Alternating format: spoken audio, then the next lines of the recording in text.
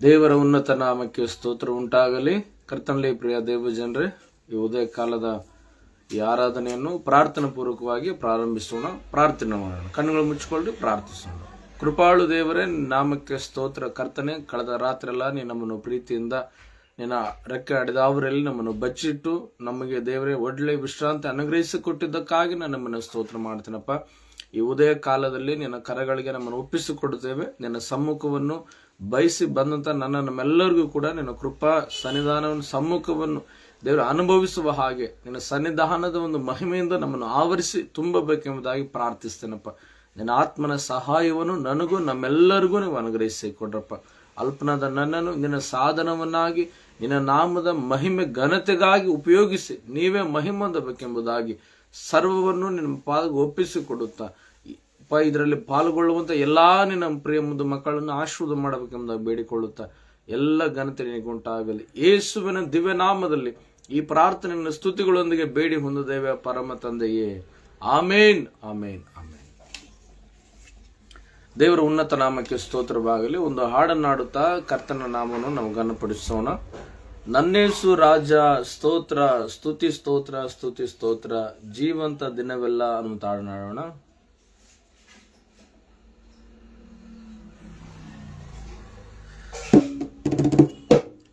ನನ್ನೇಸು ರಾಜ ಸ್ತೋತ್ರ, ಸ್ತುತಿ ಸ್ತೋತ್ರ, ಸ್ತುತಿ ಸ್ತೋತ್ರ, ಜೀವಂತ ದಿನವೆಲ್ಲ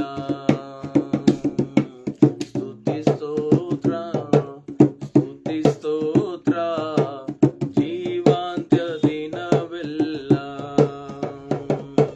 ಸ್ತುತಿಗನ ಮಹಿಮೆಯೆಲ್ಲ ನಿಮಗೆ ಸಲ್ಲಿಸುವೆ. ಸ್ತುತಿಗನ ಮಹಿಮೆಯೆಲ್ಲ ನಿಮಗೆ ಸಲ್ಲಿಸುವೆ. ಆಶದಿ ಅರ್ಪಿಸಿ ಸ್ತೋತ್ರದ ಬಲಿಯ ಆರಾಧಿಸುವೆ ನಿನ್ನ. ಆಶದಿ ಅರ್ಪಿಸಿ ಸ್ತೋತ್ರದ ಬಲಿಯ ಆರಾಧಿಸುವೆ ನಿನ್ನ. ನನ್ನೇಸು ರಾಜ ಸ್ತೋತ್ರ,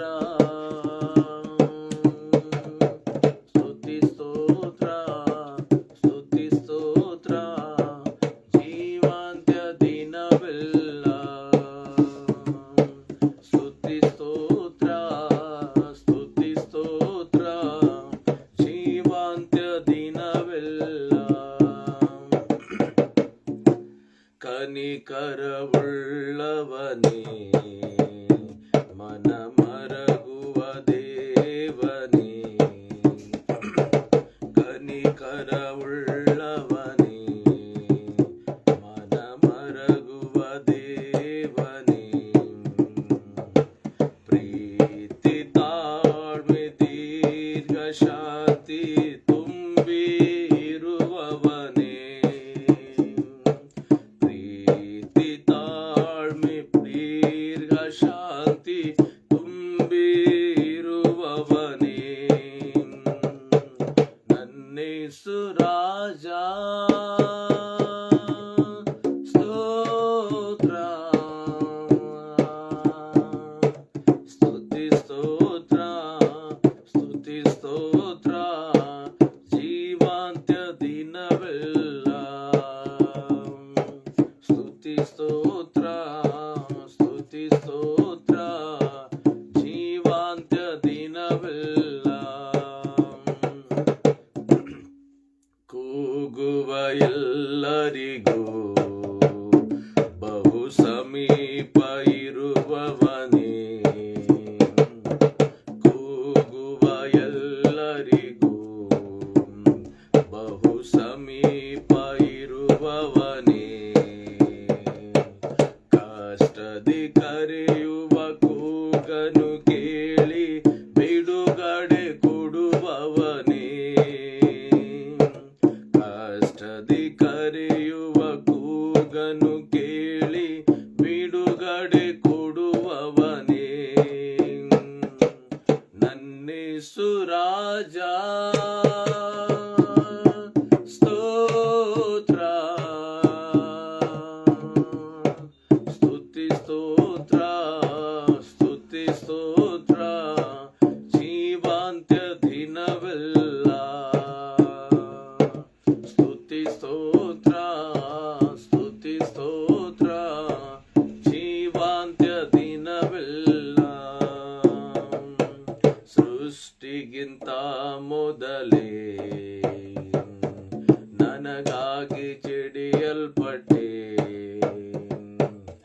ಸೃಷ್ಟಿಗಿಂತ ಮೊದಲೇ ನನಗಾಗಿ ಜಡಿಯಲ್ಪಟ್ಟೆ. ದುಷ್ಟನ ಜೀವನ ನಡೆಸಿದ ನನಗೆ ನವಜೀವ ಕರುಣಿಸಿದೆ. ದುಷ್ಟನ ಜೀವನ ನಡೆಸಿದ ನನಗೆ ನವಜೀವ ಕರುಣಿಸಿದೆ. ನನ್ನೇಸು ರಾಜ ಸ್ತೋತ್ರ, ಸ್ತುತಿ ಸ್ತೋತ್ರ, ಸ್ತುತಿ ಸ್ತೋತ್ರ, ಜೀವಾಂತ್ಯ ದಿನವೆಲ್ಲ ಸ್ತುತಿ ಸ್ತೋತ್ರ, ಸ್ತುತಿ ಸ್ತೋತ್ರ, ಜೀವಾಂತ್ಯ ದಿನವೆಲ್ಲ. ದೇವರನ್ನು ಘನಪಡಿಸಿ ಸ್ತುತಿಸಿಕೊಂಡಾಡೋಣ. ನಾವೆಲ್ಲ ಕಣ್ಣುಗಳು ಮುಚ್ಚಿಕೊಂಡು ಒಂದು ನಿಮಿಷ ದೇವರು ಮಾಡಿದ ಮಹೋಪಕಾರಗಳಿಗಾಗಿ ದೇವರನ್ನು ಸ್ತುತಿಸಿ ಕೊಂಡಾಡಿ ಕೀರ್ತಿಸೋರಾಗೋಣ. ಆತನು ಒಳ್ಳೆ ದೇವರು, ಆತನು ಶಕ್ತನಾಗಿದ್ದಾನೆ, ಆತನು ಮಹೋನ್ನತನಾಗಿದ್ದಾನೆ, ಮಹಾಪರಿಶುದ್ಧನಾಗಿದ್ದಾನೆ, ಸ್ತುತಿಗಳಿಗೆ ಯೋಗ್ಯನಾಗಿದ್ದಾನೆ. ಇಲ್ಲಿವರೆಗೂ ಅದ್ಭುತವಾಗಿ ನಮ್ಮ ನಡೆಸಿದಂತ ದೇವರಿಗೆ ಘನತೆ ಮಾನ ಮಹಿಮೆ ಸಲ್ಲಿಸೋಣ. ಕಣ್ಣುಗಳು ಮುಚ್ಚಿಕೊಳ್ಳೋಣ, ದೇವರಿಗೆ ಆರಾಧನೆ ಮಾಡೋಣ. ಓ ಲಾರ್ಡ್, ಹಾಲೆಲೂಯಾ. ದೇವರೇ ನಿಮಗೆ ಸ್ತೋತ್ರ ಕರ್ತ, ಪರಿಶುದ್ಧನೇ ನಿಮಗೆ ಸ್ತೋತ್ರ, ಮಹೋನ್ನತನೇ ಮಹಾಪರಿಶುದ್ಧನೇ ನಿಮಗೆ ಸ್ತೋತ್ರಪ್ಪ. Hallelujah, hallelujah, hallelujah, hallelujah, hallelujah, hallelujah. ಸ್ತುತಿ ಸ್ತುತಿ ಸ್ತುತಿ ಸ್ತುತಿ ಸ್ತುತಿ ಸ್ತುತಿ, ಸ್ತೋತ್ರ ಸ್ತೋತ್ರ ಸ್ತೋತ್ರ ಸ್ತೋತ್ರ, ಮಹಿಮೆ ಘನತೆ ಪ್ರಭಾವ ಕೀರ್ತಿ ಅಯ ಎಲ್ಲ ನಿನಗೆ ಸಲ್ಲಿ ಸ್ವಾಮಿ. ಮಹೋನ್ನತ ನೀನು ಮಹಾಪರಾಕ್ರಮಿಯಾದ ದೇವರು, ನಿತ್ಯವೂ ವಾಸಿಸುವ ಕರ್ತನು, ಪರಿಶುದ್ಧರು ಪರಿಶುದ್ಧನು ಪರಿಶುದ್ಧನು ಆರಾಧಿಸಲ್ಪಡುವಂತ ಅಗಮ್ಯ ಬೆಳಕಿನಲ್ಲಿ ವಾಸ ಮಾಡುವಂತ ಏಕೈಕ ದೇವರನ್ನಾಗಿದ್ದಿ ಸ್ವಾಮಿ. ತಂದೆ ಮಗ ಪರಿಶುದ್ಧಾತ್ಮ ಏಕ ನಾಮದಲ್ಲಿ ಅಪ್ಪ ನಮಗೆ ಕಾಣಿಸಿಕೊಂಡಿದ್ದಕ್ಕಾಗಿ ಸ್ತೋತ್ರಪ್ಪ. Hallelujah, hallelujah, hallelujah, hallelujah, hallelujah, hallelujah, hallelujah. ಸ್ತುತಿ ಸ್ತೋತ್ರ ಸ್ತೋತ್ರ ಸ್ತೋತ್ರ ಸ್ತೋತ್ರ ಸ್ತೋತ್ರ ಸ್ತೋತ್ರ ಸ್ತೋತ್ರ ಸ್ತೋತ್ರ ಸ್ತೋತ್ರ ಕರ್ತನೆ. Hallelujah, hallelujah, hallelujah.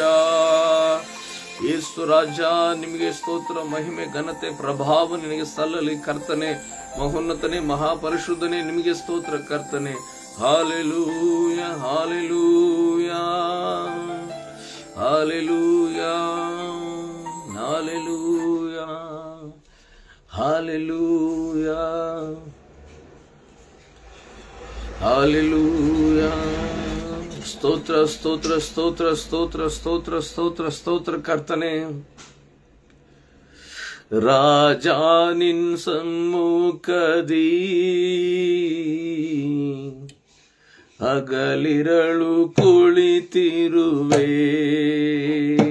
ಯೇಸು ರಾಜ ನಿನ್ ಸಮ್ಮುಖದಿ ಹಗಲಿರಳು ಕುಳಿತಿರುವೆ. ಸ್ತುತಿಸಿ ನಲಿಯುವೆನು, ಚಿಂತೆಯ ಮರೆಯುವೆನು.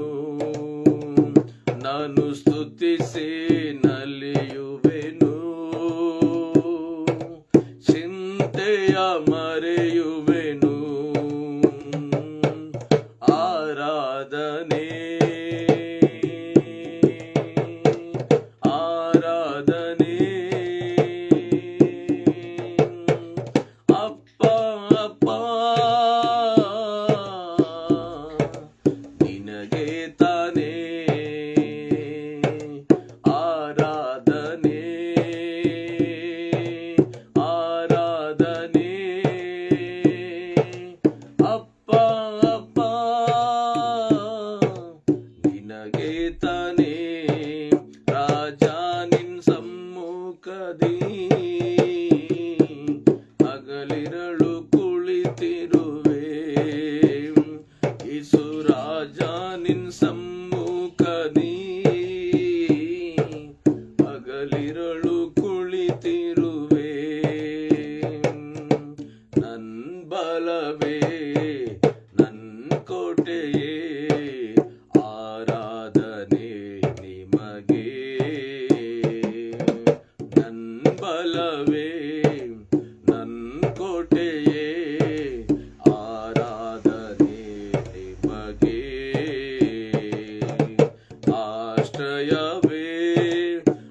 ಅತಿಶಯವೇ ಆರಾಧನೆ ನಿಮಗೆ,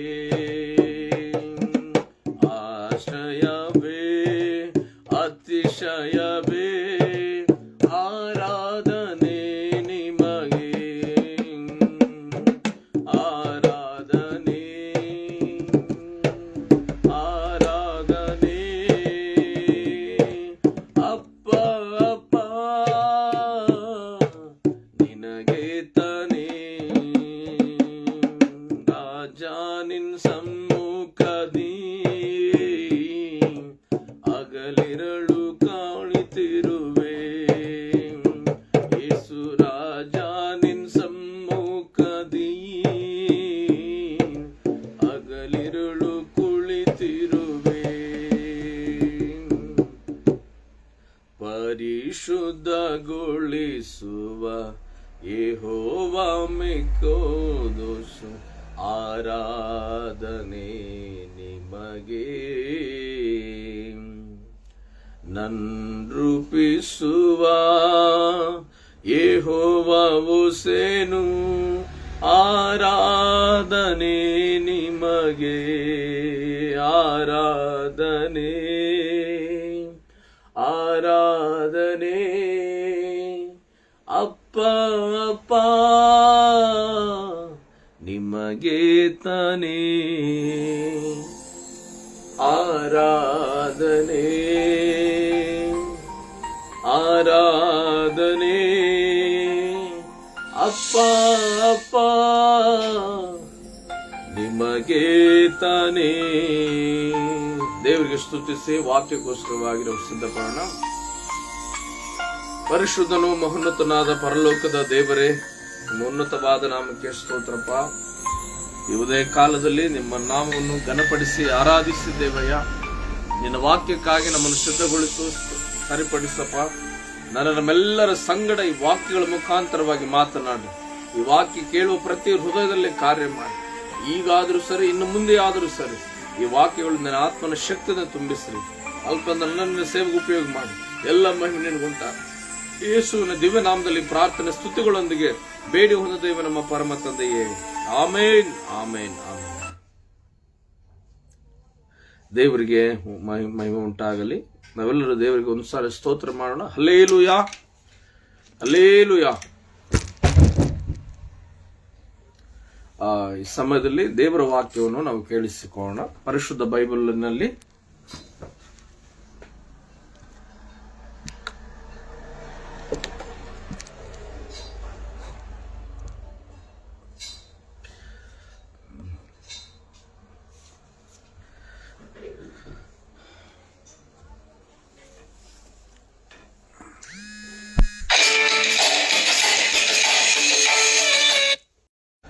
ಮೊದಲನೇ ಕೊರಿಂಥ ಪತ್ರಿಕೆ 15ನೇ ಅಧ್ಯಾಯ 34ನೇ ವಚನ. ಮೊದಲನೇ ಕೊರಿಂಥ 15ನೇ ಅಧ್ಯಾಯ 34ನೇ ವಚನವನ್ನು ನಾವು ಒಂದು ಸಾರಿ ಓದಿಕೊಳ್ಳೋಣ.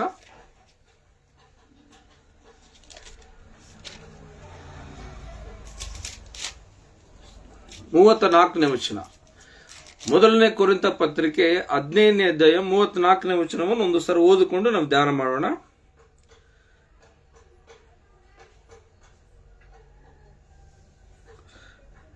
ಇಂಥ ಅಮಲಿನಿಂದ ಎಚ್ಚೆತ್ತು ನೀತಿವಂತರಾಗಿರ್ರಿ, ಪಾಪವನ್ನು ಬಿಟ್ಟು ಬಿಡಿರಿ.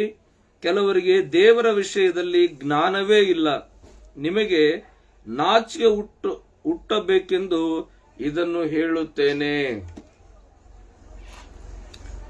ಪ್ರಾರ್ಥನೆ ಮಾಡಿ ದೇವರ ವಾಕ್ಯವನ್ನು ಕೇಳೋಣ. ಪರಿಶುದ್ಧನು ಮಹೋನ್ನತನು ಜೀವವುಳ್ಳ ಪರಲೋಕದ ದೇವರೇ, ನಿಮ್ಮ ನಾಮಕ್ಕೆ ಸ್ತೋತ್ರ. ಉದಯ ಕಾಲದಲ್ಲಿ ನಿನ್ನ ವಾಕ್ಯವನ್ನು ಆಲಿಸಲಿಕ್ಕೆ ಸೇರಿ ಬಂದಂತ, ಹೇಳುವಂತ ನಾನು, ಕೇಳುವಂತ ನಿನ್ನ ಪ್ರಿಯರಾದ ದೇವ ಜನರೆಲ್ಲರಿಗೂ ನನ್ನ ಆತ್ಮನ ಸಹಾಯವನ್ನು ಒದಗಿಸಿಕೊಟ್ಟು ಈ ವಾಕ್ಯಗಳು ಕೇಳುವ ಪ್ರತಿ ಹೃದಯಗಳಲ್ಲಿ ಅದು 30, 60, 100ರಷ್ಟು ಪ್ರತಿಫಲ ಕೊಡಲಿಕ್ಕೆ ಸಹಾಯ ಮಾಡು. ನಿಮಗಾಗಿ, ಸೇವೆಗಾಗಿ ನಮ್ಮನ್ನು ಉಪಯೋಗಿಸಿಕೊಂಡು ಮಹಿಮೊಂದಬೇಕೆಂಬುದಾಗಿ ಯೇಸು ಕ್ರಿಸ್ತನ ದಿವ್ಯ ನಾಮದಲ್ಲಿ ಈ ಪ್ರಾರ್ಥನೆಯನ್ನು ಬೇಡಿ ಹೊಂದಿದ್ದೇವೆ ನಮ್ಮ ಪರಮ ತಂದೆಯೇ. ಆಮೇನ್ ಆಮೇನ್.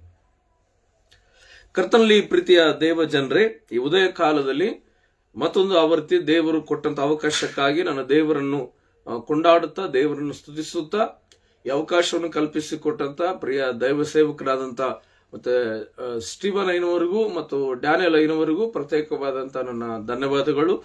ಮತ್ತು ಈ ಒಂದು ಸೇವೆಯಲ್ಲಿ ಮತ್ತೆ ಯಾರ್ಯಾರು ಅವರು ಪ್ರಯಾಸ ಪಡ್ತಿದ್ರೋ ಪ್ರತ್ಯಕ್ಷವಾಗಿ ಪರೋಕ್ಷವಾಗಿ ಎಲ್ಲರಿಗೂ ನನ್ನ ಹೃದಯ ತುಂಬಾ ವಂದನೆಗಳನ್ನು ಸಲ್ಲಿಸುತ್ತೇವೆ. ಪ್ರತಿನಿತ್ಯವೂ ಉದಯ ಕಾಲದಲ್ಲಿ ಈ ವಾಕ್ಯಗಳ ಮೂಲಕವಾಗಿ ಅನೇಕ ಸೇವಕರ ಮೂಲಕವಾಗಿ ದೈವ ಸಂದೇಶ, ಆರಾಧನೆ, ಅನೇಕ ರೀತಿಯಲ್ಲಿ ದೇವರು ಅದ್ಭುತಗಳನ್ನು, ಆಶ್ಚರ್ಯ ಕ್ರಿಯೆಗಳನ್ನು ಇದರ ಮೂಲಕ ಜರುಗಿಸುತ್ತಿದ್ದಾನೆ. ಈ ಸೇವೆ ಮೂಲಕವಾಗಿ ದೇವರಿಗೆ ಮಹಿಮೆ ಉಂಟಾಗಲಿ. ಇವತ್ತು ಮತ್ತೊಂದು ಆವೃತ್ತಿಯ ದೇವರು ಅಲ್ಪನಾದ ನನ್ನನ್ನು ಆತನು ಆರಿಸಿಕೊಂಡು ಇದನ್ನ ನಿಮ್ಮ ಮುಂದೆ ಈ ರೀತಿ ದೇವರ ವಾಕ್ಯವನ್ನು ಹಂಚಲಿಕ್ಕೆ ಕೃಪೆ ಮಾಡಿದಂತ ದೇವರಿಗೆ ಘನತೆ, ಮಾನ, ಮಹಿಮೆ ಉಂಟಾಗಲಿ. ಹಲ್ಲೇಲೂಯಾ. ಕರ್ತನಲ್ಲಿ ಪ್ರಿಯರಾದ ದೇವ ಜನರೇ, ಈ ಉದಯ ಕಾಲದಲ್ಲಿ ಒಂದು ಕ್ಲುಪ್ತ ಸಂದೇಶವನ್ನು ನಾವು ದೇವರ ವಾಕ್ಯಗಳ ಮೂಲಕವಾಗಿ ಆಲಿಸೋಣ. ಈ ವಾಕ್ಯಗಳನ್ನು ನಾವು ಒಳ್ಳೆ ಹೃದಯದಿಂದ ಕೇಳಿ, ಒಳ್ಳೆ ಭೂಮಿಯಲ್ಲಿ ಬಿದ್ದಂತ ಬೀಜ ಅದು 100ರಷ್ಟು ಹೇಗೆ ಫಲ ಕೊಡುತ್ತದೋ, ನಾವು ಕೂಡ ಒಳ್ಳೆ ಮನಸ್ಸಿನಿಂದ ಈ ವಾಕ್ಯಗಳನ್ನು ಕೇಳಿ ಯಥಾರ್ಥವಾಗಿ ಈ ವಾಕ್ಯದ ಒಂದು ಬೆಳಕಿನಲ್ಲಿ ನಮ್ಮನ್ನು ನಾವು ಪರೀಕ್ಷಿಸಿಕೊಂಡವರಾಗಿ ನಾವು ಎಲ್ಲಿ ಸರಿಪಡಿಸಿಕೊಳ್ಬೇಕು, ತಿದ್ದಿಕೊಳ್ಬೇಕು, ಎಲ್ಲಿ ನಾವು ಹೇಗಿರ್ಬೇಕಂತ ದೇವರು ಹೇಳ್ತಿದ್ದನೋ ಆ ವಿಷಯದಲ್ಲಿ ನಾವು ಜಾಗ್ರತೆಯಿಂದ ನಮ್ಮನ್ನು ನಾವು ನೋಡಿಕೊಂಡು ತಿದ್ದಿಕೊಂಡು ನಾವು ದೇವರಿಗೆ ಇಷ್ಟವುಳ್ಳ ಜೀವಿತವನ್ನು ನಾವು ಬಾಳುವರಾಗೋಣ. ಅದರಿಂದ ಯೇಸುಸ್ವಾಮಿ ಈ ಲೋಕದಲ್ಲಿದ್ದಾಗ ಆತನು ಹೇಳಿದಾನೆ, ಈ ನನ್ನ ಮಾತನ್ನು ಕೇಳಿ ಅವುಗಳಂತೆ ನಡೆದುಕೊಳ್ಳುವವನು ಬಂಡೆ ಮೇಲೆ ತನ್ನ ಮನೆಯನ್ನು ಕಟ್ಟಿಕೊಂಡಂತ ಬುದ್ಧಿವಂತನಿಗೆ ಹೋಲುವಂತವನಾಗಿದ್ದಾನೆ. ಪ್ರಿಯರೇ, ದೇವರ ವಾಕ್ಯವನ್ನು ಕೇಳುವವರು ನೀತಿವಂತರಲ್ಲ, ಅದನ್ನು ಕೈಗೊಂಡು ನಡೆಯುವಂತವರೇ ನೀತಿವಂತರೆಂಬುದಾಗಿ ವಾಕ್ಯ ಬರೆಯಲ್ಪಟ್ಟಿದೆ. ಕೇವಲ ನಾವು ಕೇಳಿಸಿಕೊಂಡ ಮಾತ್ರಕ್ಕೆ, ವಾಕ್ಯ ಜ್ಞಾನ ಇದ್ದ ಮಾತ್ರಕ್ಕೆ ನಾವು ನೀತಿವಂತರಂತ ಕರೆಸಲ್ಪಡುವುದಿಲ್ಲ. ಅವುಗಳಂತೆ ನಡೆಯುವಾಗ ನಾವು ಬುದ್ಧಿವಂತರಾಗ್ತೇವೆ, ಅವುಗಳಂತೆ ನಡೆಯುವಾಗ ನಾವು ನೀತಿವಂತರಾಗ್ತೇವೆ, ಅವುಗಳಂತೆ ಜೀವಿಸುವಾಗ ಬುದ್ಧಿವಂತರ ಹಾಗೆ ಮನೆಯನ್ನು ಕಟ್ಟಿಕೊಂಡಂತವರಿಗೆ ಹೋಲಿಕೆ ಆಗ್ತೇವೆ. ಇವತ್ತು ದೇವರ ವಾಕ್ಯ ನಮ್ಮನ್ನು ಸ್ಥಿರಪಡಿಸಿ ಆಶೀರ್ವದಿಸಿ ಪರಲೋಕಕ್ಕೆ ಕರ್ಕೊಂಡು ಹೋಗುವಂತದ್ದಾಗಿದೆ. ಆದುದರಿಂದ ನಮ್ಮನ್ನು ನಾವು ಏನ್ ಮಾಡೋಣ, ದೇವರ ವಾಕ್ಯಗಳಿಗೆ ಒಂದು ಕೇಳುವ ಕಿವಿಯುಳ್ಳವರಾಗಿ ಆತನ ಕಡೆಗೆ ಲಕ್ಷ್ಯವಿಟ್ಟು ನಾವು ವಾಕ್ಯಗಳನ್ನ ಕೇಳ್ಕೋಣ. ಆದ್ರಿಂದ ಈ ಸಮಯದಲ್ಲಿ ನಾವೆಲ್ಲರೂ ದೇವರ ವಾಕ್ಯವನ್ನು ಒಂದ್ಸಾರಿ ತೆಗೀರಿ. ನೋಡ್ರಿ, ವಚನ ಬರೆಯಲ್ಪಟ್ಟಿದೆ 34ನೇ ವಚನ, ಮೊದಲನೇ ಕೊರಿಂಥ ಪತ್ರಿಕೆ ಮತ್ತೆ 15ನೇ ಅಧ್ಯಾಯ 34ನೇ ವಚನ ನೋಡುವಾಗ ಇಂಥ ಅಮಲೆಚ್ಚೆತ್ತು ನೀತಿವಂತರಾಗಿರ್ರಿ, ಪಾಪವನ್ನು ಬಿಟ್ಟು ಬಿಡ್ರಿ. ಕೆಲವರಿಗೆ ದೇವರ ವಿಷಯದಲ್ಲಿ ಜ್ಞಾನವೇ ಇಲ್ಲ, ನಿಮಗೆ ನಾಚಿಕೆ ಹುಟ್ಟಬೇಕೆಂದು ಇದನ್ನು ಹೇಳುತ್ತೇನೆ. ನೋಡ್ರಿ, ಒಬ್ಬ ದೈವ ಸೇವಕನಾದ ಪೌಲನು ಯಾಕೆ ಈ ಮಾತುಗಳನ್ನು ನಾನು ಬರಿತಿದ್ದೇನೆ ಎಂಬುದಾಗಿ ಸ್ಪಷ್ಟವಾಗಿ ಕೆಳಗಡೆ ಏನು ಬರೆಯಲ್ಪಟ್ಟಿದ್ದೇನೆ, ನಿಮಗೆ ನಾಚಿಕೆ ಹುಟ್ಟಬೇಕೆಂಬುದಾಗಿ ನಾನು ಇದನ್ನು ಬರೀತೇನೆ. ನಾಚಿಕೆ ನೋಡ್ರಿ, ನಾವು ಎಷ್ಟು ಅಸಹಿಸಿಕೊಳ್ತೇವೆ ನಮಗೆ ನಾಚಿಕೆ ಆದಾಗ, ನಮಗೆ ಅವಮಾನವಾದಾಗ, ನಾಚಿಕೆ ಆದಾಗ ನಾವು ಎಷ್ಟು ನಮ್ಮನ್ನು ನಾವು ಅಸಹಿಸಿಕೊಳ್ತೇವೆ. ಅದೇ ರೀತಿಯಲ್ಲಿ ಈ ಒಂದು ಉದಯ ಕಾಲದಲ್ಲಿ ಯಾವ ವಿಷಯದಲ್ಲಿ ಪೌಲನು ಇಷ್ಟು ಕಠೋರವಾಗಿ, ಇಷ್ಟು ತುಂಬು ಒಂದು ಮನಸ್ಸಿನಿಂದ ಈ ಮಾತನ್ನು ಬರ್ತಿದ್ದಾನಂದ್ರೆ ಅಲ್ಲಿ ನೋಡ್ತೇವೆ. ಇಂಥ 33 ವಚನ ಗಮನಿಸುವಾಗ, ಮೋಸ ಹೋಗಬೇಡಿರಿ, ದುಸ್ಸಹವಾಸ ಸದಾಚಾರವನ್ನು ಕೆಡಿಸ್ತದೆ, ಇಂಥ ಅಮಲೆಚ್ಚೆತ್ತು ನೀತಿವಂತರಾಗಿರ್ರಿ, ಪಾಪವನ್ನು ಬಿಟ್ಟು ಬಿಡ್ರಿ ಎಂಬುದಾಗಿ ವಾಕ್ಯದಲ್ಲಿ ಬರೆಯಲ್ಪಟ್ಟಿದೆ. ಏನಂತ? ದುಸ್ಸಹವಾಸ, ಆಮೇಲೆ ಏನಂದ್ರೆ ಕೆಟ್ಟು ಹೋಗುವಂತದ ಒಂದು ಅಮಲಿನಲ್ಲಿ ನಾವಿದ್ದೇವೆ. ಅದನ್ನ ಏನ್ ಮಾಡ್ಬೇಕಂತ ನಾವು ಎಚ್ಚೆತ್ತುಕೊಳ್ಳಬೇಕು. ನಮ್ಮ ಪರಿಸ್ಥಿತಿ ಎಂತ ಸ್ಥಿತಿ ಆಗಿದೆ ಎಂಬುದಾಗಿ ಇವತ್ತು ನಾವೇನ್ ಮಾಡ್ಬೇಕಾಗಿದೆ ಅಂತ ಎಚ್ಚೆತ್ತುಕೊಳ್ಬೇಕಾಗಿದೆ ಅಂತ. ಇವತ್ತು ದೇವರ ಮಕ್ಕಳು ನಾವು ಕ್ರೈಸ್ತರು, ನಮ್ಮ ಸಹವಾಸ ದೇವರೊಂದಿಗೆ ಇರಬೇಕು, ಸಭೆಯೊಂದಿಗಿರಬೇಕು, ಸೇವಕರೊಂದಿಗೆ ಇರಬೇಕು. ಪ್ರಿಯರೇ, ದೇವ ಸಹವಾಸದಲ್ಲಿ ನಾವಿರಬೇಕು.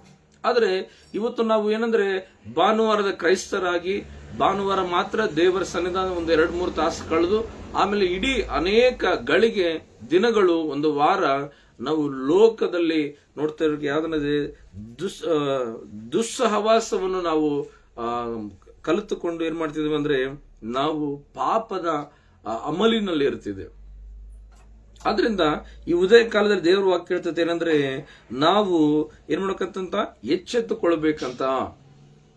ನಮ್ಮ ಸ್ಥಿತಿ ಎಂತದಿದೆ, ಎಂತ ಪರಿಸ್ಥಿತಿಯಲ್ಲಿ ನಾವು ಬಿದ್ದೋಗಿದ್ದೇವೆ ಅಂತ ಇವತ್ತು ನಾವು ಅಮಲಿನಲ್ಲಿದ್ದೇವೆ. ಅಮಲ್ ಅಂದ್ರೆ ಒಂದು ಮತ್ತಿನಲ್ಲಿ, ಒಂದು ನಿಶೆಯಲ್ಲಿ ನಾವಿದ್ದೇವೆ. ಅದರಲ್ಲಿ ನಾವು ಎಚ್ಚೆತ್ತುಕೊಂಡು ಏನ್ ಮಾಡ್ಬೇಕಂತ ಇಲ್ಲಿ ವಾಕ್ಯ ಹೇಳ್ತತೆ. ಅದರಿಂದ ಎಚ್ಚೆತ್ತುಕೊಂಡು ನೀತಿವಂತರಾಗಿರ್ರಿ, ಆಮೇಲೆ ಪಾಪವನ್ನು ಬಿಟ್ಟು ಬಿಡಿರಿ.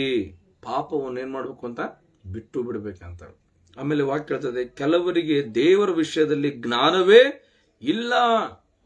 ಇವತ್ತು ದೇವರ ವಿಷಯದಲ್ಲಿ ಯಾರಿಗೆ ಜ್ಞಾನ ಇರ್ತತೋ ಅವ್ರು ಏನ್ ಮಾಡ್ತಾರಂದ್ರೆ, ಅವರ ಒಂದು ಸಹವಾಸ ದೇವರೊಂದಿಗೆ ಇಟ್ಟುಕೊಂಡು ಅವ್ರು ಏನ್ ಮಾಡ್ತಾರೆ, ಕೆಟ್ಟ ಸಹವಾಸವನ್ನು ಬಿಟ್ಟು ಅವರು ಎಂತ ಒಂದು ಸ್ಥಿತಿಯಲ್ಲಿ ನಡೀತಿದ್ವಿ ಎಂಬುದಾಗಿ ಎಚ್ಚೆತ್ತುಕೊಂಡು ನಡೀತಾರೆ, ಎಚ್ಚರಿಕೆಯಿಂದ ಅವರು ಇರ್ತಾರೆ.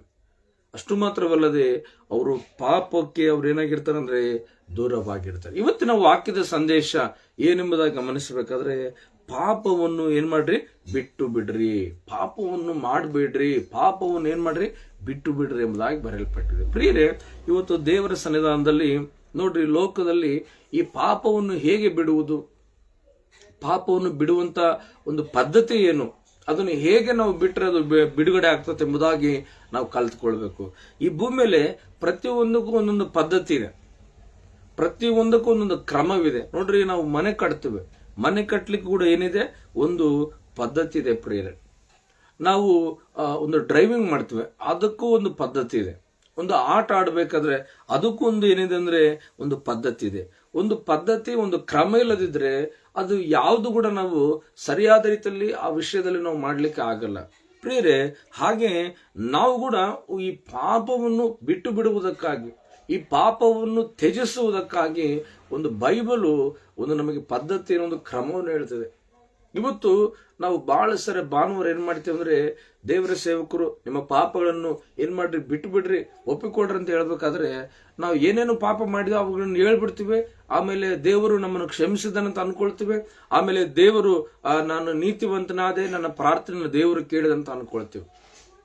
ಬಹಳ ಸರಿ ನಮಗೆ ಗೊತ್ತಿರುವುದಿಲ್ಲ ನಮ್ಮ ಪಾಪಗಳನ್ನು ನಾವು ಹೇಗೆ ಬಿಡಬೇಕು, ಅವುಗಳನ್ನ ನಾವು ಹೇಗೆ ಬಿಡಿಸಿಕೊಳ್ಬೇಕಂತ ನಮಗೆ ಗೊತ್ತಿರೋಲ್ಲ ಪ್ರೇರೆ. ಆದ್ರಿಂದ ಬೈಬಲು ಯಾವ ಪದ್ಧತಿಯನ್ನು ಹೇಳ್ತದೋ, ಬೈಬಲು ಯಾವ ಕ್ರಮವನ್ನು ಹೇಳ್ತದೋ, ಆ ಕ್ರಮದಲ್ಲಿ ನಾವು ನಡೆಯುವಾಗ, ಆ ಕ್ರಮದಲ್ಲಿ ನಾವು ಜೀವಿಸುವಾಗ ಆ ಪಾಪವನ್ನು ಬಿಡಲಿಕ್ಕೆ ಸಾಧ್ಯವಾಗ್ತದೆ ಪ್ರಿಯರೇ. ನೋಡ್ರಿ, ದೇವರ ವಾಕ್ಯಕ್ಕೆ ಬರೋಣ.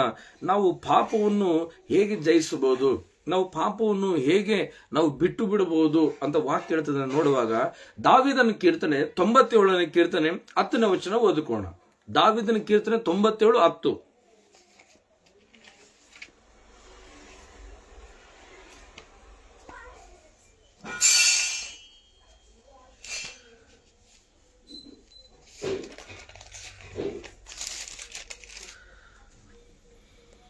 ಯೆಹೋವನನ್ನು ಪ್ರೀತಿಸುವವರೇ, ಕೆಟ್ಟತನವನ್ನು ಹಗೆ ಮಾಡಿರಿ. ಆತನು ತನ್ನ ಭಕ್ತರ ಪ್ರಾಣವನ್ನು ಕಾಯುವವನಾಗಿ ದುಷ್ಟರ ಕೈಯೊಳಗಿಂದ ಅವರನ್ನು ಬಿಡಿಸುವನು. ಯೆಹೋವನನ್ನು ಪ್ರೀತಿಸುವವರೇ, ಕೆಟ್ಟತನವನ್ನು ಏನ್ ಮಾಡ್ರಿ, ಕೆಟ್ಟತನವನ್ನು ಹಗೆ ಮಾಡಿರಿ, ಹಗೆ ಮಾಡಿರಿ. ಅಂದ್ರೆ ಪಾಪವನ್ನು ಅಥವಾ ಕೆಟ್ಟತನವನ್ನು ನಾವು ಬಿಟ್ಟು ಬಿಡುವುದಕ್ಕಿಂತ ಮುಂಚಿತವಾಗಿ ಏನ್ ಮಾಡ್ಬೇಕಂತ, ಹಾಗೆ ಮಾಡ್ಬೇಕಂತ. ಏನ್ ಮಾಡ್ಬೇಕ್ರಿ, ಪಾಪವನ್ನು ಬಿಟ್ಟು ಬಿಡೋಕೆ ಮುಂಚಿತವಾಗಿ ಪಾಪದ ವಿಷಯದಲ್ಲಿ ನಾವ್ ಏನ್ ಮಾಡ್ಬೇಕಂತ, ನಾವು ಅದನ್ನು ಹಾಗೆ ಮಾಡ್ಬೇಕು. ಹಾಗೆ ಮಾಡ್ಬೇಕಂದ್ರೆ ದ್ವೇಷಿಸಬೇಕು, ಪಾಪವನ್ನು ನಾವು ದ್ವೇಷಿಸಬೇಕು. ಇಲ್ಲಂದ್ರೆ ನೋಡ್ಬೇಕಾದ್ರೆ ಇದೇ ಒಂದು ವಚನದ ಅರ್ಥವನ್ನು ಜ್ಞಾನೋಕ್ತಿಗಳು 8 ಮತ್ತೆ 13ನೇ ವಚನದಲ್ಲಿ ಬರೆಯಲ್ಪಟ್ಟಿದೆ. ಜ್ಞಾನೋಕ್ತಿಗಳು 8:13.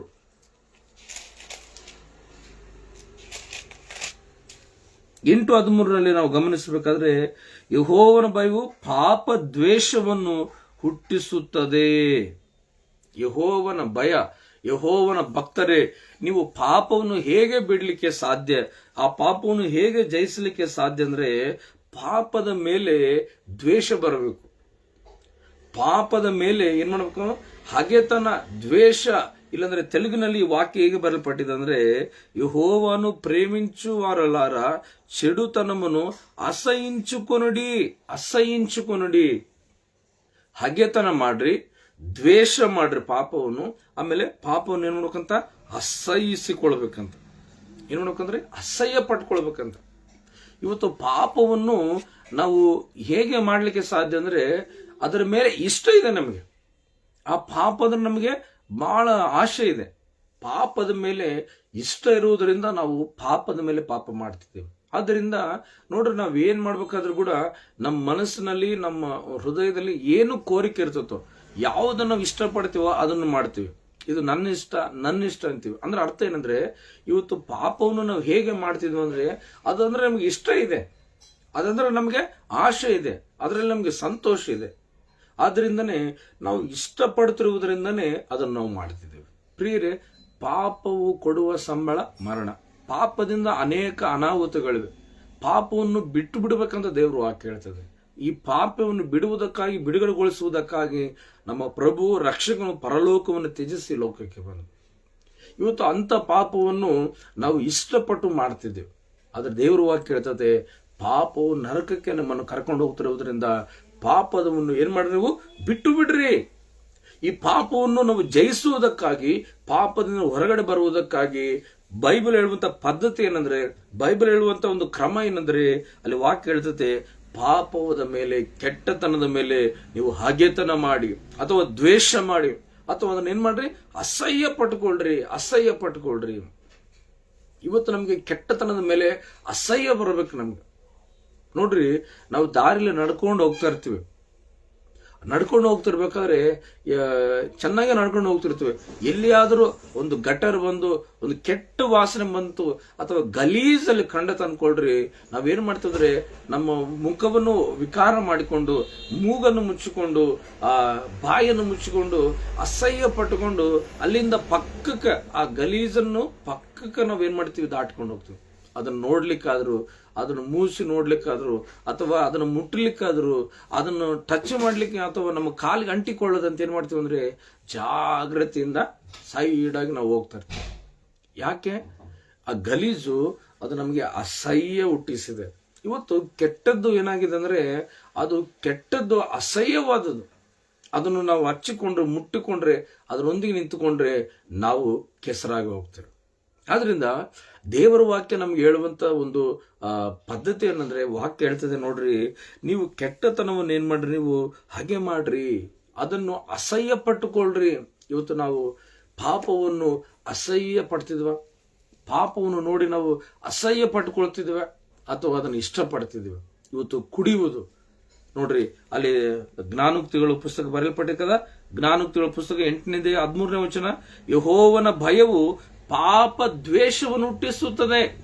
ಪಾಪ ದ್ವೇಷ, ಅದನ್ನು ದ್ವೇಷಿಸಬೇಕು. ಅಲ್ಲಿ ಮುಂದೆ ನೋಡ್ತೇವೆ, ಗರ್ವ, ಅಹಂಭಾವ, ದುರ್ಮಾರ್ಗತನ, ಕುಟಿಲ, ಕೆಟ್ಟ ಮಾತುಗಳು, ಇವುಗಳನ್ನು ಏನ್ ಮಾಡಬೇಕು, ನಾವು ಹಾಗೆ ಮಾಡಬೇಕು. ನಾವು ದೇವರಿಗೆ ಭಯಪಡುವಂತವ್ರು, ಪರಿಶುದ್ಧತೆಯನ್ನು ನಾವು ಇಷ್ಟಪಡುವಂತವ್ರು ಇವನ್ನ ಏನ್ ಮಾಡ್ಬೇಕಂತ, ಹಾಗೆ ಮಾಡ್ಬೇಕಂತ. ಗರ್ವ, ಅಹಂಭಾವ, ದುರ್ಮಾರ್ಗತನ, ಕುಟಿಲ ಭಾಷಣ, ಇವುಗಳನ್ನು ದ್ವೇಷಿಸಬೇಕು ಅಂತ ವಾಕ್ಯ ಹೇಳ್ತದೆ. ಇವತ್ತು ನಾವು ಎಷ್ಟು ಇವುಗಳನ್ನು ಇಷ್ಟದಿಂದ ನಾವು ಮಾತಾಡಿ ಪಾಪ ಮಾಡ್ತಿದ್ದೇವೆ. ಕರ್ತನ ಪ್ರಿಯ ದೇವರ ಮಕ್ಕಳೇ, ಇವತ್ತು ಪಾಪವನ್ನು ಜಯಿಸುವಂತ ಪದ್ಧತಿ ಒಂದೇ. ಪಾಪದ ಮೇಲೆ ನಮಗೆ ಹಗೆತನ, ದ್ವೇಷ ಅಥವಾ ಒಂದು ಏನಂದ್ರೆ ಅಸಹ್ಯ ಪಟ್ಟುಕೊಳ್ಳುವಂಥದ್ದು ಬರಬೇಕು. ಆದ್ರಿಂದ ನೋಡ್ತೇವೆ, ಅಪೊಸ್ತಲನಾದ ಪೌಲನು ಯೇಸುವನ್ನು ಅರಿಯುವುದಕ್ಕಿಂತ ಮುಂಚಿತವಾಗಿ ಸೌಲನಾಗಿದ್ದಾಗ ಆತನು ಕ್ರಿಸ್ತನನ್ನು ಅನೇಕರನ್ನು ಏನ್ ಮಾಡ್ತಾನೆ, ಇಷ್ಟಪಟ್ಟು ಅವರನ್ನು ಮತಾಭಿಮಾನದಿಂದ ಅವರನ್ನು ದ್ವೇಷ ಮಾಡಿ ಹೊಡೆದು ಅವ್ರನ್ನ ಹಿಂಸೆ ಪಡಿಸ್ತಾ ಇದ್ರು. ಯಾವಾಗ ಆತನು ನೋಡ್ಬೇಕು, ವಾಕ್ಯ ಹೇಳ್ತದೆ, ಆ ವಿಷಯದಲ್ಲಿ ತನ್ನನ್ನು ತಾನು ಹೇಗೆ ಅನ್ಕೊಂಡಿದಂದ್ರೆ ಅದರಲ್ಲಿ ತಪ್ಪಿಲ್ಲದವನಂತ ಅಂದುಕೊಂಡಿದ್ದ. ಹೇಗೆ ನೋಡ್ರಿ, ದೇವ್ರ ವಾಕ್ಯ ಹೇಳ್ತದೆ, ಆ ವಿಷಯದಲ್ಲಿ ಯಾರು ಪೌಲನು ಏನ್ ಅನ್ಕೊಂಡಿದ್ದಂದ್ರೆ ತಾನು ತಪ್ಪಿಲ್ಲದವನು ಅಂತ ಅಂದುಕೊಂಡಿದ್ದ. ಯಾವ ವಿಷಯದಲ್ಲಿ ನೋಡ್ರಿ, ದೇವ್ರ ವಾಕ್ಯ ಹೇಳ್ತದೆ, ಫಿಲಿಪ್ಪಿ ಪತ್ರಿಕೆ 3ನೇ ಅಧ್ಯಾಯ 6ನೇ ವಚನ. ಫಿಲಿಪ್ಪಿ ಪತ್ರಿಕೆ 3ನೇ ಅಧ್ಯಾಯ 6ನೇ ವಚನ ಓದ್ರು ಒಂದ್ಸರಿ. ಫಿಲಿಪ್ಪಿ ಪತ್ರಿಕೆ 3:6ನೇ ವಚನದಲ್ಲಿ ನಾವು ನೋಡ್ತೇವೆ, ಏನ್ ಬರೆಯಲ್ಪಟ್ಟಿದೆ ಅಂದ್ರೆ, ಪೌಲನು ಕ್ರಿಸ್ತನನ್ನು ನಂಬುವುದಕ್ಕಿಂತ ಮುಂಚಿತವಾಗಿ ಹೇಗಿದ್ದೇನೆಂದ್ರೆ, ಮತಾಸಕ್ತಿಯನ್ನು ನೋಡಿದರೆ ನಾನು ಕ್ರೈಸ್ತ ಸಭೆಯ ಹಿಂಸಕನು, ಧರ್ಮಶಾಸ್ತ್ರದಲ್ಲಿ ಹೇಳಿರುವ ನೀತಿಯನ್ನು ನೋಡಿದರೆ ನಾನು ನಿರ್ದೋಷಿ. ನೀತಿ ಪಾಲಿಗೆ ನೋಡುವುದಾದ್ರೆ ನಾನು ನಿರ್ದೋಷಿ. ಅಂದ್ರೆ ನಾನು ಎಂತವನಂತ ನಾನು ಪಾಪವಿಲ್ಲದವನು. ನಾನು ಮತಾಸಕ್ತಿ ಉಳ್ಳವನು. ನೋಡ್ರಿ, ಕೆಟ್ಟದ್ದು ಆತನಿಗೆ ಪ್ರಿಯಕರವಾಗಿತ್ತು, ಅದು ನಿರ್ದೋಷಿ ಹಂಗೆ ಕಾಣ್ತಿದೆ. ಆದರೆ ಯಾವಾಗ ಕ್ರಿಸ್ತನನ್ನು ನಂಬಿಕೊಂಡನೋ ಅವಾಗ ಏನಾಯ್ತು ನೋಡ್ರಿ, ಕೆಳಗಿನ ವಚನದಲ್ಲಿ ಬರೆಯಲ್ಪಟ್ಟಿದೆ, ನಿರ್ದೋಷಿ 7ನೇ ವಚನ, ಆದರೆ ನನಗೆ ಲಾಭವಾಗಿರೋದು ಕ್ರಿಸ್ತನ ನಿಮಿತ್ತ ನಷ್ಟವೆಂದೆಣಿಸಿದ್ದೇನೆ. ಕ್ರಿಸ್ತನ ನಿಮಿತ್ತ ನಾನು ಯಾವಾಗ ಕ್ರಿಸ್ತನ ನಂಬಿಕೊಂಡಿದನೋ ಅವಾಗ ಕ್ರಿಸ್ತನ ಮುಂದೆ ನನ್ನ ಇರುವಂಥದ್ದೆಲ್ಲವೂ ಏನಾಯ್ತು ಅಂದ್ಕೊಂಡೇನು, ನಷ್ಟ ಅಂತ ಅಂದುಕೊಂಡೇನು. ಆಮೇಲೆ ನೋಡ್ಬೇಕಾದ್ರೆ 8ನೇ ವಚನ, ಕ್ರಿಸ್ತನ ಅರಿಯುವುದೇ ಅತಿ ಶ್ರೇಷ್ಠವಾದದ್ದು ತಿಳಿದು ನಾನು ಎಲ್ಲವೂ ನಷ್ಟವೆಂದು ಎಣಿಸಿ ಆತನ ನಿಮಿತ್ತ ನಾನು ಎಲ್ಲವನ್ನು ಕಳ್ಕೊಂಡು ಅದನ್ನು ಕಸವೆಂದು ಎಣಿಸ್ತೇನೆ. ಕಸ ಏನಂದ್ರೆ, ಕ್ರಿಸ್ತನ ನಿಮಿತ್ತ ಅದನ್ನು ನಾನು ಏನಂತ ಕರಿತಿದ್ದೇನೆ, ಕಸ ಎಂದು ಎಣಿಸ್ತೇನೆ. ಕ್ರಿಸ್ತನ ನಂಬುವುದಕ್ಕಿಂತ ಮುಂಚಿತವಾಗಿ ಆ ವಿಷಯದಲ್ಲಿ ಆತನ ಏನ್ ಅನ್ಕೊಂಡಂದ್ರೆ, ನಾನು ನೀತಿವಂತನು ಅಂತ ಅಂದ್ಕೊಂಡ. ಕ್ರಿಸ್ತನ ನಂಬಿದ ಮೇಲೆ ಏನಂತಿದ್ನಂದ್ರೆ, ನೋಡ್ರಿ, 1ನೇ ತಿಮೋಥಿ ಪತ್ರಿಕೆ 1ನೇ ಅಧ್ಯಾಯ 16ನೇ ವಚನದಲ್ಲಿ ಹೇಳ್ತಾನೆ, ನಾನು ಪ್ರಧಾನ ಪಾಪಿಗಳಲ್ಲಿಯೇ ದೊಡ್ಡ ಪಾಪಿ ಅಂತ ಹೇಳ್ತಾನೆ. ಯೇಸುವನ್ನು ನಂಬಿದ ಮೇಲೆ ಆತನ ಜೀವಿತ ಹೇಗೆ ಅನ್ಕೊಂಡ್ರೆ, ಎಲ್ಲರಿಗಿಂತ ನಾನು ಘೋರ ಪಾಪಿ, ದೊಡ್ಡ ಪಾಪಿ ಅಂತ ಅಂದ್ಕೊಂಡ. ಕರ್ತನಲ್ಲಿ ಪ್ರಿಯ ದೇವರ ಜನರೇ, ಇವತ್ತು ಈ ಉದಯ ಕಾಲದಲ್ಲಿ ಪಾಪದ ಮೇಲೆ ನಮಗೆ ದ್ವೇಷ ಬರಬೇಕು. ಯಾವಾಗ ಸೌಲನು ಯೇಸುವನ್ನು ದರ್ಶಿಸಿದ ಮೇಲೆ ಪೌಲನಾಗಿ ದೇವರ ಮುಂದೆ ಯೇಸುವನ್ನು ಬೆಳಕಿನ ಮುಂದೆ ತನ್ನನ್ನು ತಾನು ಪರೀಕ್ಷಿಕೊಂಡಾಗ ಆತ ಹೇಳ್ತಾನೆ, ಕ್ರಿಸ್ತನ ಮುಂದೆ ಎಲ್ಲವೂ ನಷ್ಟ. ಕ್ರಿಸ್ತನ ಮುಂದೆ ನನಗಿರುವಂಥದ್ದೆಲ್ಲ ಒಂದಿನಂದ್ರೆ ಕಸ, ಗಲೀಜದು. ಆಮೇಲೆ ಹೇಳ್ತಾನೆ, ಎಲ್ಲ ಪಾಪಿಗಳಿಗೆಲ್ಲಿಂದ ನಾನು ದೊಡ್ಡ ಪಾಪಿ ಅಂತ ಹೇಳ್ತಾನೆ. ದೊಡ್ಡ ಪ್ರಧಾನ ಪಾಪಿ. 1ನೇ ತಿಮೋಥಿ ಪತ್ರಿಕೆಯಲ್ಲಿ ವಾಕ್ಯ ಇರ್ತದೆ, ಪ್ರಿಯರೇ, ನಾನು ದೊಡ್ಡ ಪಾಪಿ, ಘೋರ ಪಾಪಿ ಅಂತ ಹೇಳ್ತೇನೆ. ಯೇಸುವಿನ ಮುಂದೆ ಆತನ ಏನ್ ಮಾಡಿದ ಅಂದ್ರೆ, ನೋಡ್ರಿ, ಎಲ್ಲವನ್ನ ಏನ್ ಮಾಡಿದ್ರೆ ಆತನು ಅಸಹ್ಯ ಪಟ್ಟುಕೊಂಡ. ಏನ್ ಮಾಡ್ಕೊಂಡ್ರಿ? ಅಸಹ್ಯ ಪಟ್ಟುಕೊಂಡ. ಇವೆಲ್ಲ ಗಲೀಜ್ ಅಂತ ತನ್ನ ನೀತಿ, ತನ್ನ ವಿಷಯದಲ್ಲಿ ಅದನ್ನ ಗಲೀಜ್ ಅನ್ಕೊಂಡ. ಅದನ್ನ ದೇವರು ವಾಕ್ಯ ಹೇಳ್ತದಲ್ಲ, ನಮ್ಮ ನೀತಿ ಕಾರ್ಯಗಳು ದೇವರ ಮುಂದೆ ಅದು ಹೇಗಿದೆ ಅಂತ, ಅಸಹ್ಯ ಒಂದು ಮುರಿಕೆ ಬಟ್ಟೆ ಅಂತಿದೆ, ಹೊಲೆಯ ಬಟ್ಟೆ ಅಂತಿದೆ, ಮಸಿ ಬಟ್ಟೆ ಅಂತಿದೆ. ಹೌದು ಪ್ರಿಯ, ಕ್ರಿಸ್ತನ ಮುಂದೆ ನಾವು ನಾವು ಪಾಪದ ವಿಷಯದಲ್ಲಿ ನಾವು ಹೇಗೆ ಅಂದ್ಕೊಳ್ಬೇಕಂದ್ರೆ, ಅದನ್ನು ನಾವು ಪಾಪದ ವಿಷಯದಲ್ಲಿ ನಾವು ಅಸಹ್ಯ ಪಟ್ಕೊಳ್ಬೇಕು, ಅಸಹ್ಯ ಬರಬೇಕು. ದೇವ್ರ ವಾಕ್ಯ ಇನ್ನೂ ವಾಕ್ಯ ಹೋದ್ರಿ, ಫಿಲಿಪಿ ಪತ್ರಿಕೆ ನೋಡಿದೀವಲ್ಲ. ಈಗ ಜ್ಞಾನೋಕ್ತಿಗಳು 8ನೇ ಅಧ್ಯಾಯ 13ನೇ ವಚನದಲ್ಲಿ ನಾವು ಓದೋಣ. ಜ್ಞಾನೋಕ್ತಿಗಳು 8ನೇ ಅಧ್ಯಾಯ 13ನೇ ವಚನ.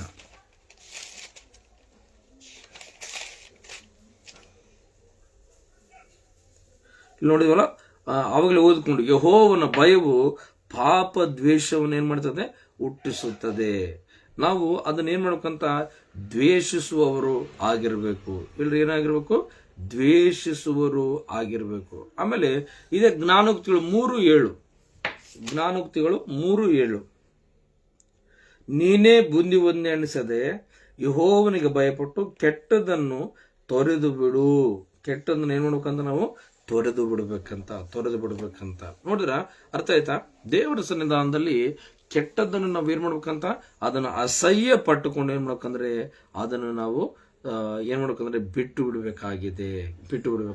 ಆದ್ರಿಂದ ಇವತ್ತು ದಯಮಾಡಿ ಪಾಪವನ್ನು ಬಿಡ್ಲಿಕ್ಕೆ ನಮ್ಗೆ ಹೇಗೆ ಸಾಧ್ಯ ಅಂದ್ರೆ, ಅದರ ಮೇಲೆ ಅಸಹ್ಯ ಬಂದಾಗ, ನಮ್ಗೆ ಇಷ್ಟ ಇದ್ದಾಗ ಅದನ್ನು ಮಾಡ್ತಾನೆ ಇರ್ತೀವಿ, ಅದರ ಮೇಲೆ ಪ್ರೀತಿ ಇದ್ದಾಗ ಅದನ್ನು ಮಾಡ್ತಾನೆ ಇರ್ತೀವಿ. ಆದ್ರೆ ಒಂದು ಸಾರಿ ಅಸಹ್ಯ ಬಂತು ಅನ್ಕೊಳ್ರಿ, ಅದನ್ನ ಯಾವತ್ತೂ ಕೂಡ ಮಾಡ್ಲಿಕ್ಕೆ ಇಷ್ಟಪಡಂಗಿಲ್ಲ. ನೋಡ್ರಿ, 2 ಉದಾಹರಣೆ ಹೇಳ್ತೀನಿ. ನಾವು ಇಷ್ಟ ಇದ್ರೆ ಮಾಡ್ತೀವಿ, ಇಷ್ಟ ಇಲ್ಲಂದ್ರೆ ಮಾಡಲ್ಲ ಅನ್ನೋದಕ್ಕಾಗಿ ಒಂದು ಉದಾಹರಣೆ ಹೇಳ್ತೀನಿ. ಮೊದಲನೇದಾಗಿ, ನಮ್ಮ ಮಕ್ಕಳನ್ನು ಕೆಲವರು ಏನ್ ಮಾಡ್ತಾರೆ, ನಾವು ಎಲ್ಲ ಹಾಸ್ಟೆಲ್ ಬೆಳೆದ್ವಿ. ನಾವು ಚಿಕ್ಕವರು ಇರಬೇಕಾದ್ರೆ ಹಾಸ್ಟೆಲ್ ಬೆಳೆದ್ವಿ. ಹಾಸ್ಟೆಲಲ್ಲಿ ಬೆಳೆದಾಗ ಹಾಸ್ಟೆಲಲ್ಲಿ ಇದ್ದುಕೊಂಡು ಸ್ಕೂಲ್ ಎಲ್ಲ ಮುಗಿದು ರಜೆ ಕೊಡ್ತಿರ್ಬೇಕಾದ್ರೆ ಆ ರಜದ ದಿನಗಳು ಬರಬೇಕಾದ್ರೆ ನಮಗೆ ಬಹಳ ಸಂತೋಷ ಇರ್ತೈತೆ. ಯಾಕೆಂದ್ರೆ ಇನ್ನೇನು ಸ್ವಲ್ಪ ದಿನಕ್ಕೆ, ಇನ್ನೊಂದು 10 ದಿನಕ್ಕೆ, ಇನ್ನೊಂದು 5 ದಿನಕ್ಕೆ, ನಾಳೆ ನಾಡ್ದ ನಾವು ಮನೆಗೆ ಹೋಗ್ತೀವಿ ಅಂತ ನಮಗೆ ಮನೆ, ತಂದೆ ತಾಯಿ ಮನೆ ಅಂದ್ರೆ ಇಷ್ಟ ಇರುವುದರಿಂದ ಯಾವಾಗ ಹೋಗ್ತೀವೋ ಅಂತ ಬಹಳ ಪ್ರೀತಿಯಿಂದ ಇಷ್ಟಪಟ್ಟು ಹೋಗ್ಲಿಕ್ಕೆ ನಾವು ಇಷ್ಟಪಡ್ತೀವಿ. ನಾವು ಮನಸ್ಸಿನಲ್ಲಿ ಮನೆ ಅಂದ್ರೆ ಇಷ್ಟ ಇರೋದ್ರಿಂದ ಹೋಗ್ಲಿಕ್ಕೆ ನಾವು ಯಾವಾಗ ಕಾಯ್ತಿದ್ವಿ. ಹಾಗೆ ನಮಗೆ ಪಾಪ ಅಂತ ಇಷ್ಟ ಇದ್ರೆ ನಾವು ಅದನ್ನ ಮಾಡ್ಲಿಕ್ಕೆ ಇಷ್ಟಪಡ್ತೀವಿ. ಎರಡನೇದಾಗಿ ನೋಡ್ರಿ, ಕೆಲವರು ಮದುವೆ ಮಾಡಿಕೊಂಡು ಅವ್ರ ಸಂಸಾರ ಚೆನ್ನಾಗಿಲ್ದಾಗ ಗಂಡ ಹೆಂಡತಿ ಜಗಳಾಡಿ ಅವ್ರು ಡೈವರ್ಸ್ ತಗೊಳ್ತಾರೆ, ವಿಚ್ಛೇದನ, ದೂರ ಆಗಿಬಿಡ್ತಾರೆ.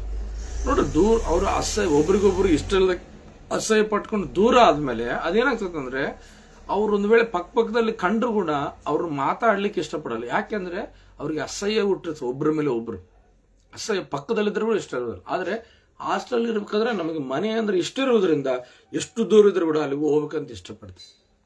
ಹಾಗೆ ಇದರ ಪಾಪದ ವಿಷಯದಲ್ಲಿ ಕೂಡ ಇದನ್ನೇ ನಾವು ಅರ್ಥ ಮಾಡ್ಕೋಬೇಕು. ಅದನ್ನ ಇಷ್ಟ ಇದ್ರೆ ಎಷ್ಟು ದೂರ ಇದ್ರು ಕೂಡ ಹೋಗಿ ನಾವು ಆ ಪಾಪ ಮಾಡ್ಲಿಕ್ಕೆ ಇಷ್ಟಪಡ್ತೀವಿ. ಆದ್ರೆ ಅದನ್ನ ಅಸಹ್ಯ ಪಟ್ಕೊಂಡ್ರೆ ಪಕ್ಕದಲ್ಲಿದ್ದರೂ ಕೂಡ ಅದನ್ನ ನಾವು ನೋಡ್ಲಿಕ್ಕೆ ಇಷ್ಟಪಡಲ್ಲ. ಅದರಿಂದ ದಯಮಾಡಿ ದೇವ ಜನರೇ, ಈ ಉದಯ ಕಾಲದಲ್ಲಿ ಪಾಪವನ್ನು ಬಿಟ್ಟು ಬಿಡ್ರಂತ ವಾಕ್ಯ ನಮ್ಮನ್ನು ಎಚ್ಚರಿಸಿದೆ. ಅದನ್ನು ಹೇಗೆ ಬಿಡಬೇಕಂದ್ರೆ ಒಂದು ಪದ್ಧತಿ ಕರ್ತನ ಹೇಳಿದ್ದಾನೆ. ಅದರ ಮೇಲೆ ನಮಗೆ ಅಸಹ್ಯ ಬರಬೇಕು, ದ್ವೇಷ ಬರಬೇಕು, ಅದರ ಮೇಲೆ ಹಗೆತನ ಬರಬೇಕು. ಆಗ ಮಾತ್ರ ಪಾಪವನ್ನು ಬಿಡಲಿಕ್ಕೆ ಸಾಧ್ಯ. ಇಂಥ ಒಂದು ಪ್ರಯತ್ನ ಮಾಡಿ, ಪ್ರಾರ್ಥನೆ ಮಾಡಿ, ದೇವರಾತ್ಮನ ಸಹಾಯದಿಂದ ಪಾಪವನ್ನು ಜಯಿಸಿ ದೇವರಿಗೆ ಪರಿಶುದ್ಧ ಜನವಾಗಿ, ಮಕ್ಕಳಾಗಿ, ಆತನಿಗೆ ಇಷ್ಟುಳ್ಳವರಾಗಿ ಭೂಮಿ ಲೋಕದಲ್ಲಿ ನಾವು ಬಾಳೆ ಆತನ ಮಹಿಮೆ ತರುವ ಮಕ್ಕಳಾಗೋಣ. ಪ್ರಾರ್ಥನೆ ಮಾಡೋಣ. ದೇವರೇ, ಕೊಟ್ಟದ ವಾಕ್ಯಗಳಿಗಾಗಿ ಸ್ತೋತ್ರ. ಈ ವಾಕ್ಯ ಪ್ರತಿಯೊಂದು ಹೃದಯದಲ್ಲಿ ಕಾರ್ಯ ಮಾಡಿ ಈ ಸೇವೆಯನ್ನು ಆಶೀರ್ವಾದ ಮಾಡಪ್ಪ. ಈ ವಾಕ್ಯದ ಮೂಲಕ ಅನೇಕರನ್ನು ನಡೆಸಬೇಕೆಂಬುದಾಗಿ ಈ ದಿನವೆಲ್ಲ ನಿನ್ನ ನಾಮದ ಮಹಿಮೆಗಾಗಿ ಉಪಯೋಗಿಸಿ ಮಹಿಮೆ ಬೇಡಿಕೊಳ್ಳುತ್ತಾ ಅಲ್ಪನು ದೀನ ನಾನು ನಿನಗೆ ಒಪ್ಪಿಸಿಕೊಡುತ್ತಾ ಯೇಸುವಿನ ದಿವ್ಯ ನಾಮದಲ್ಲಿ ಸ್ತುತಿ ಮಾಡಿ ಬೇಡಿ ಹೊಂದಿದ್ದೇವೆ ನಮ್ಮ ಜೀವವುಳ್ಳ ತಂದೆಯೇ. Amen, amen. Praise lord.